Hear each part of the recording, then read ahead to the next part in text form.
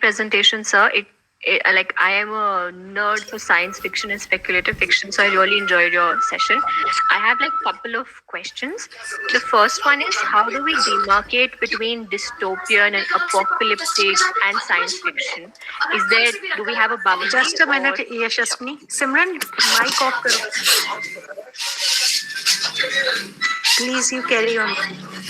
Yeah.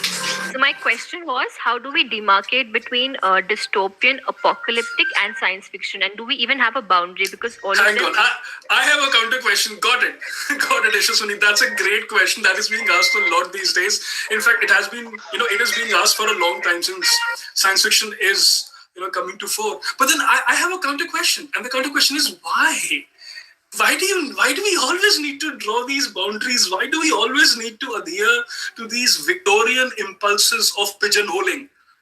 Category A, category B, category C. There's no need to do that. This is the 21st century. We live in an age of hybridization and fusion and things coming together. While I understand that from an academic perspective, you may want to look at these things, but then you don't really need to. I mean, why? Okay, let me put it this way. We live in an age where it would really help everybody if we can see the underlying and common sutras and epistemes rather than cleaving things, people, and ideas apart. Because I think that is the basic fundamental problem with our world today, is that we are so hell-bent on differentiating. You are different from that because of this. You are different from that because of this. I say adopt the other methodology and say you are similar to that because of this, right? So, yeah, I mean, don't enter into this debate of where, apocalypse ends and where dystopia begins, because, well, they're essentially the same thing. It's all a matter of your vantage point. Everything boils down to where you are, your position of privilege, what you want to see. What you see is essentially what you want to see. But what you want to see shouldn't be something that, I mean, again, I totally understand, because this is what, we used to do initially, MPhil, PhD. What is the difference? This. I mean, a lot of my PhD initially, I mean, I didn't write about it, but, was spent on what is the difference between science fiction and fantasy. And then I realized, after some time, why? I mean, people are moving towards SFF. Why do I need to sort of keep on differentiating between everything? A little bit of knowledge about these things is fine. Okay, that this is this. But what you know of, say, apocalypse or dystopia or science fiction comes to you through definitions, right? Yes or no? Yeah, it does. But then definitions keeps on changing. They keep on changing. Yeah. So how you are assuming that dystopia, apocalypse, and science fiction are stable entities? Because it's only when they're stable that you can define them. But correct. The moment you define them, and by the time you define them, they're something else. It's a very Buddhist perspective in that way, if you see, right? Because if things are in a state of constant flux, then definitions are clearly an instance of Maya, because we are attributing stability to a concept that is not stable. Right? So, as I said, leave this Maya behind and just go have fun. Don't worry about these definitions. Just do what you feel like doing and start writing. All right. Just two more questions. Okay. Yeah, one, of course. Your Neo Monsters model and the way you're trying to define zombies and stuff, is it applicable to Western fiction? And do we have a working model in the Western academic? Something like that you worked on? See, so I am drawing on a lot of zombie scholarship from across the world, but they don't have a model as such. This is something new, right? And that is why if they had a model, then it would have been just a simple case of taking it and sort of, tweaking it to fit our needs, right? But no, there is no model. However, in case you want to read more about zombie scholarship, I suggest Sarah J. Lauro, Lauro. She has a 2015 book and she has a couple of excellent essays. Just Google, you will find out. Sarah J. Lauro.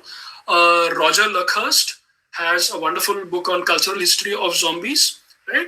And then you have, tons and tons of scholarship on zombies. So just go to any paper on zombies and see the references, and you will find out at least 40 to 50 essays, articles, books on zombies.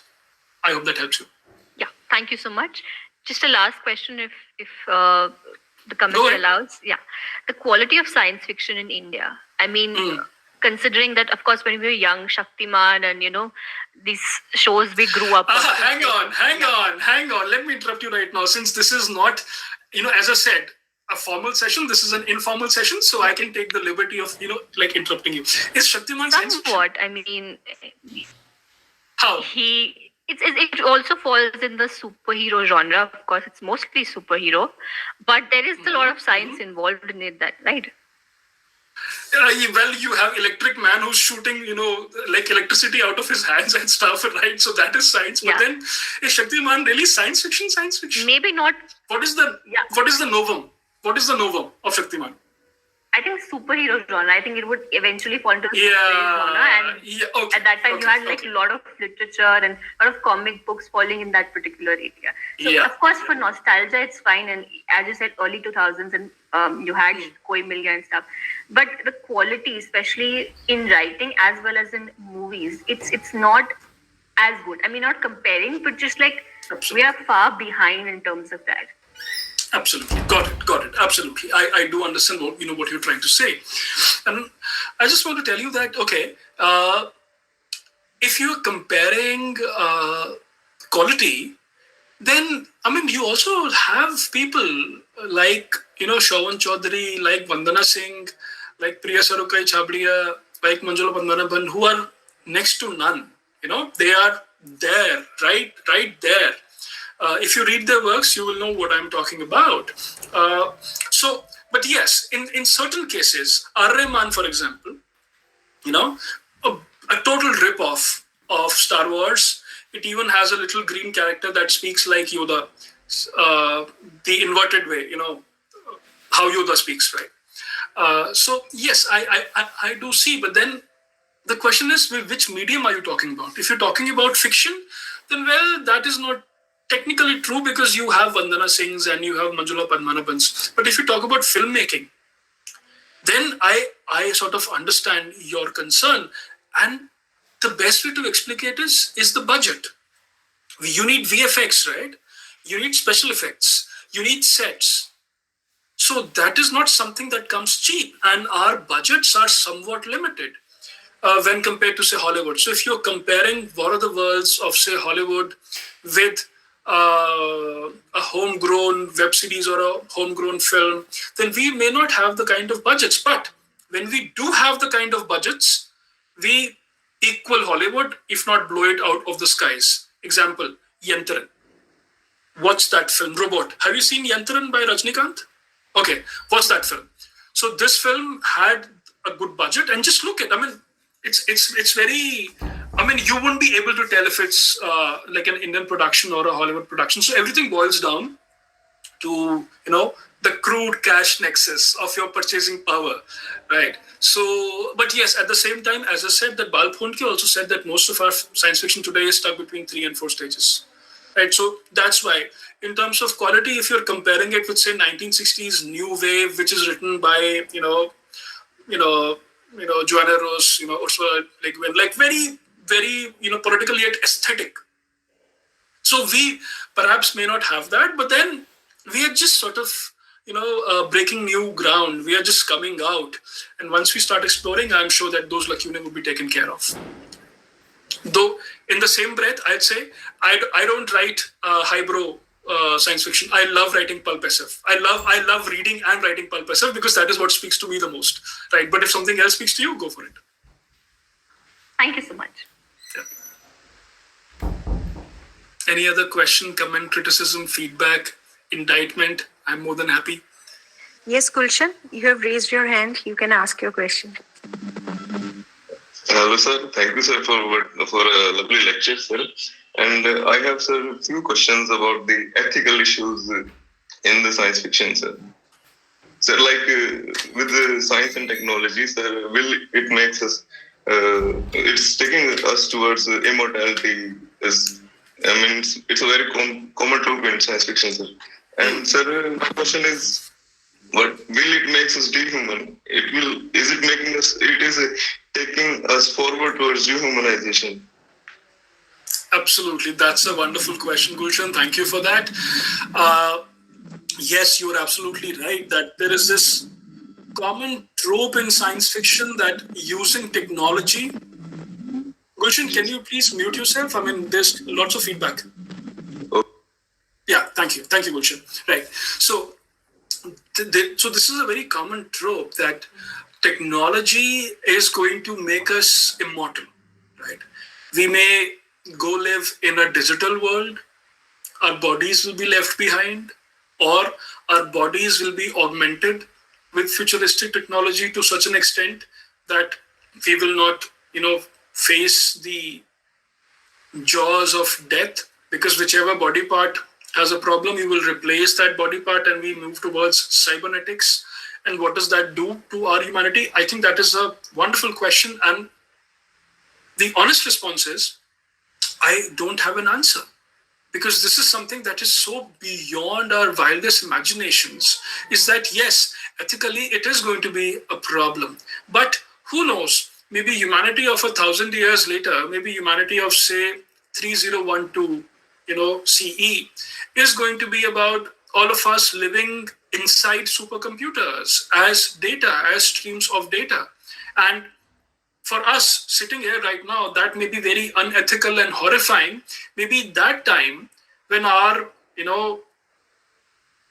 future generations from 1,000 years later look back at us, they will look back at us as mere organic beings and ask themselves, we used to be so uncool. We were just organic beings of mortal beings of flesh and bone, right? So as I said, it depends on your vantage point, but yes, there are immense ethical issues of what technology can do.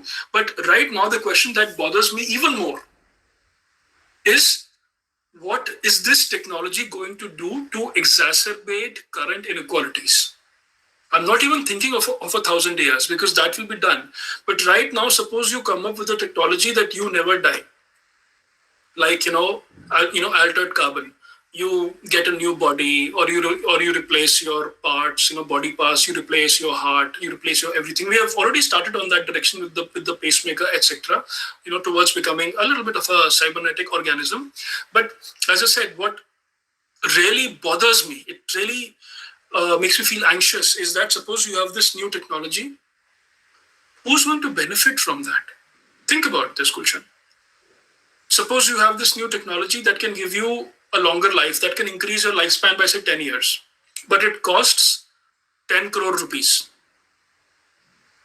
Who is this going to benefit? It is not going to benefit the human race. It is not going to, benefit, as Buddha said, Bahujan Hitaya, Bahujan Sukhaya. It's not going to benefit everybody everywhere. No, it's only going to benefit those who can afford it, those who have the purchasing power. And by doing so, it's going to create a new level, a new basis of inequality in an already fractured world. And that is a question that bothers more, rather than the ethical question about what is going to happen when we are all living inside a supercomputer as data streams, right? So that is something which I think deserves, at least for me, it deserves more about how existing technologies somehow proliferate and they, somehow exacerbate the plight of the downtrodden. If I'm a farmer, right, my crops are failing, I can't afford 10 crore rupees, right? But then the big industrialist can. So of course, they will be eternal, and people like me, farmers like me, will just, face death the way nature wanted us to face. So, that is a more horrifying question about why is it that someone with purchasing power should get access to a life-prolonging experiment, or even life-saving drugs for that matter, and not me. Am I not as, so I'm also equally human, right, than somebody who owns maybe, 500 or 1,000 acres of land. I have this little, piece of land. But why is that life suddenly more precious than my life? And this is a question that science fiction somehow answers or tries to answer through its narratives. Does this make any sense to you, Gulshan? Yes, sir. Yes. Okay. Sir, I have another question, sir. Sir, it's about the possibilities of AI and robotics. Hmm. So how can science fiction can comprehend all these things in a limited words, sir?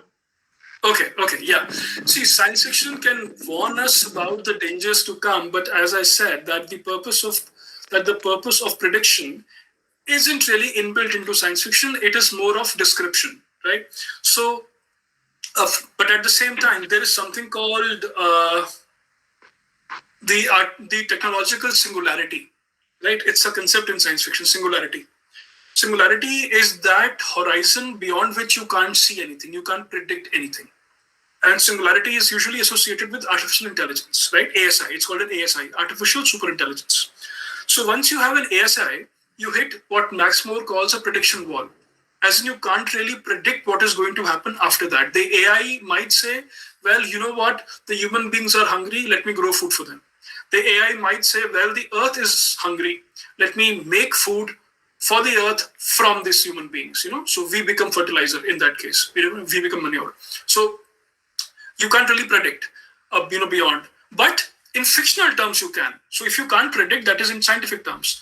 But in fictional terms, you can, of course, predict. For example, Dome Child by Shiv Ramdas. It's a novel. Read it if you want. It's about the city which is run exclusively by an artificial intelligence, right? So their science fiction grapples with these kinds of of questions, and there is no one answer.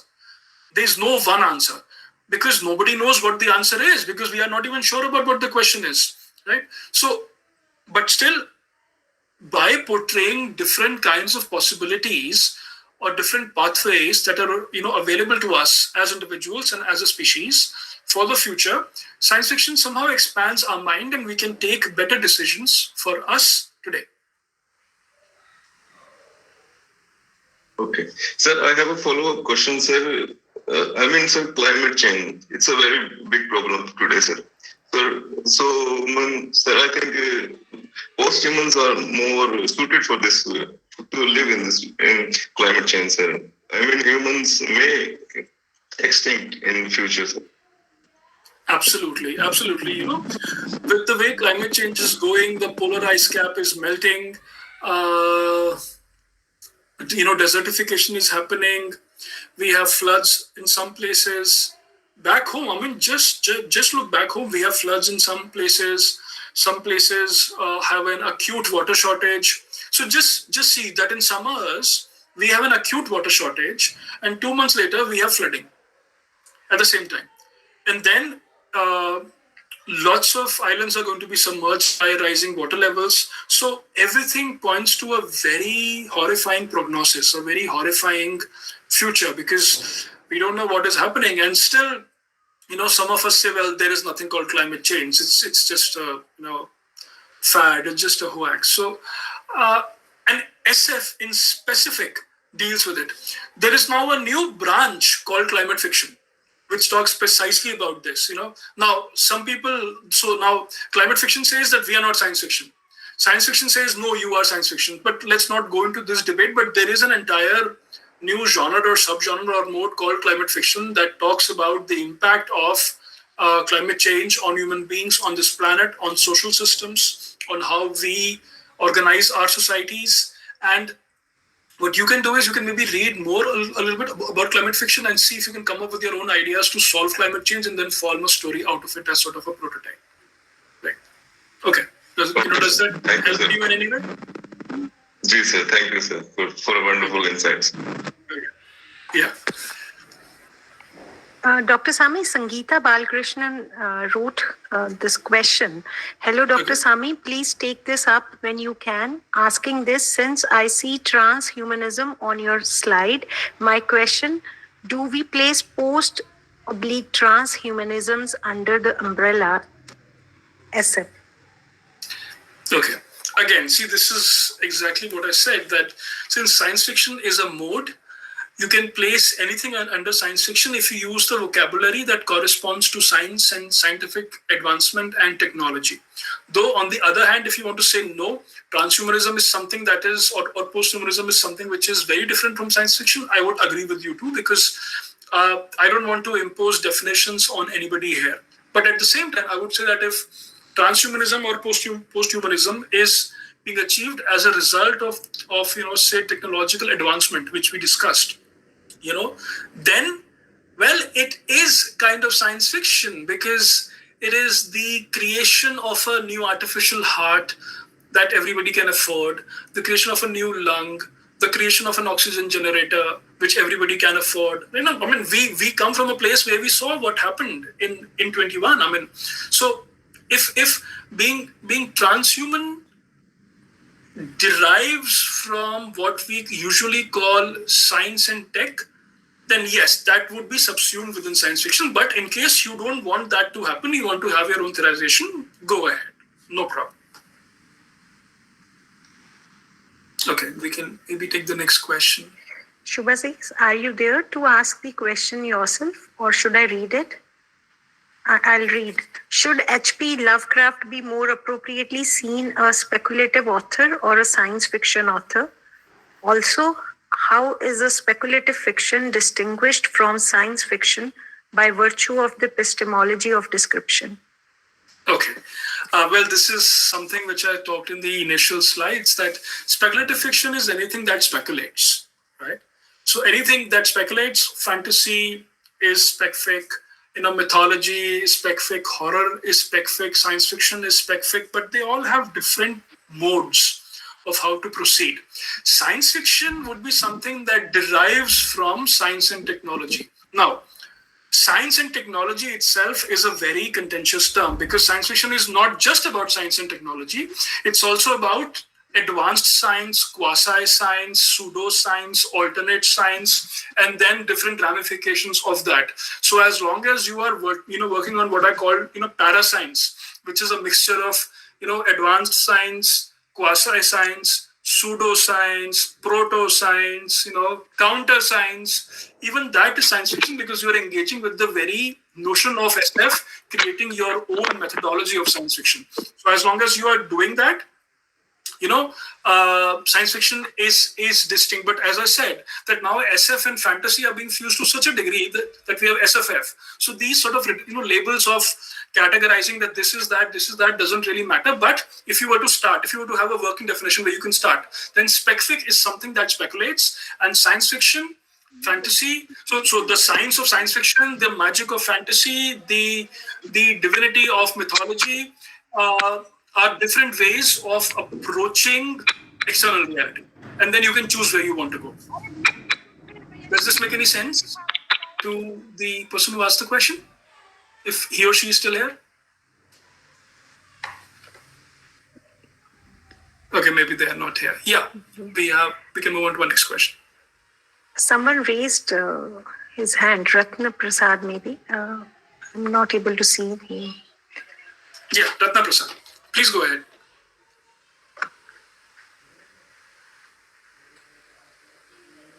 Is Ratna Prasad ji here? Is Yeah, he raised his hand, I think. and maybe by mistake he raised. Yeah, quite possible. Do we have any more questions? Okay, hang on. I see a question in chat. A robot and a cyborg. Right. Okay. So think of it this way. Draw a spectrum. A robot or a machine is to your extreme left, and to the extreme right, you have a human being. What you get in the middle is a cyborg. Right. So a cyborg is a combination of human and robotic traits. That is a cyborg. Right. So, for example, Arnold Schwarzenegger in Terminator is a cyborg because he has human skin. Likewise, if you have a human being with human skin and sort of a robotic component, that is also a cyborg. So fusion of robot and human is cyborg. And humanoid is any android or robot that looks like a human being. So yeah, and this is not a rookie question. I also confuse it all the time, so it's okay. Feel free to ask questions. Yeah, okay. Atacha, you want to ask question? No, by mistake it got. Ratna Prasad ji, you can ask question. You have raised your hand.